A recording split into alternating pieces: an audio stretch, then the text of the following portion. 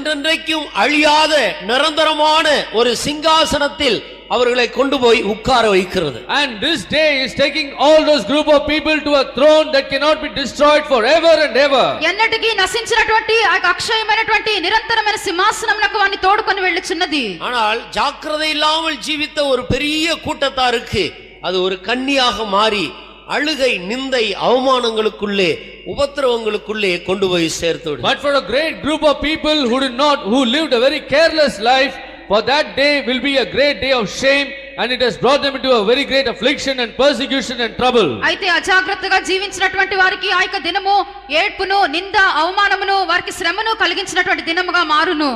பிரியமான தேவனுடைய ஜனமே, Beloved people of God, ప్రియమైనటువంటి దేవుని జనమా, நாள்தோறும் நாம் சாப்பிடுகிறதற்கு கவனமாக இருக்கிறோம். we are very careful that we should eat every day. ప్రతిదినం కూడా భోజనం చేయుటకు మనం శ్రద్ధగా ఉన్నాము. சின்ன வியாதி வந்தால், கஷ்டம் வந்தால்